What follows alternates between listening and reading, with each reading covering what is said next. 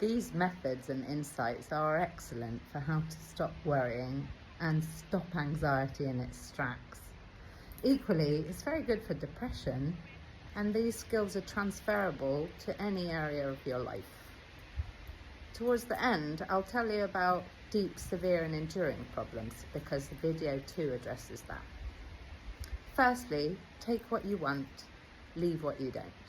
My name is Poppy. I'm a psychologist, psychotherapist and a hybrid coach. I work for myself. I'm unaffiliated.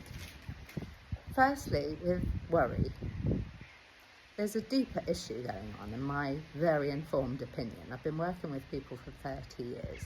Something we're avoiding. Tony Robbins says we focus on the little things so that we don't have to focus on the bigger things that matter. So even if what you're worrying about and anxious about certainly does not seem like the little thing, there will be something bigger attached. That's what I deal with. Self-mastery, not just tips and hacks and getting through and a little bit of improvement, is the real deal long term.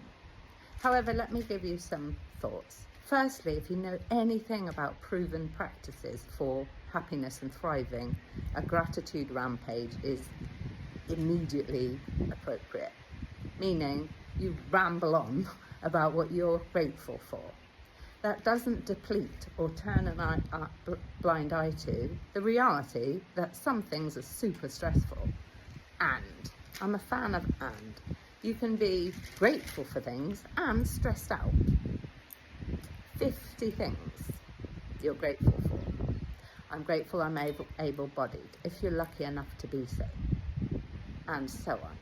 You can navigate stress and keep your mind focused on where you actually want to go. It stacks. Our focus stacks. Equally, worry. The reality of it is, a lot of what you're worrying about probably will never happen. There's so much statistics. I'll tell you about me. So many statistics about the fact that I think it's 2 or 3% of what we worry about actually comes true. There's a lot of research also that says what we think about, we bring about. That was my life. When I worried and got myself into so much trouble, anxiety-wise, good Lord, did I bring about everything I was worrying about? Yes, because it was a full-time flipping job focused on, he's going to leave, I'm going to lose the house, all the things, and yes, I created it. If you know anything about energy, you'll know that we get to be very careful what we're thinking about. Louise Hay said, everything we say, everything we think, and everything we say to others is a declaration to the cosmos, the universe, of what we want more of. It's like you and I, we go to the restaurant and I order loads of princess me things because I'm very good at being specific, and you're like, have the pumpkin soup. No, actually, what have they got over there? Well, yeah, I'll have a soda. And the waitress or waiter comes to me and brings me my wonderful princess food, and you're sitting there hungry going, what about me? Well, you haven't ordered anything, says the waitress who's got her ass in their hand, because they deal with people like you all the time, or waiter, which is people who aren't focused on what they want, they're just wanting someone else to do it for them, because we don't have a sense of who we are. We're apologetic. As I said the other day, people pleasing is the most acceptable addiction in our culture, and if you're doing that, that will be one of the reasons you're anxious, because the real you isn't getting any airtime because you're worried about what other people think. And here's an example of the fact that experts do this.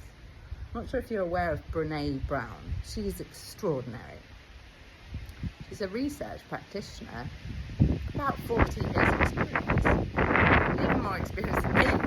And she said to Oprah Winfrey once that she was worried. She's a courageous woman. She said to Oprah, I was telling myself a story about you, something like this, being upset with me, judging me, something me. This is what I was thinking you were thinking. And Oprah Winfrey said, no, that didn't cross my mind. This wasn't about you. I was just distracted, yada, yada. Professionals do this. We worry about what other people think. Give it up. It's highly unlikely you're going to be able to know what other people are thinking unless you can read people like a pro. Incidentally, I teach that So give yourself some credit.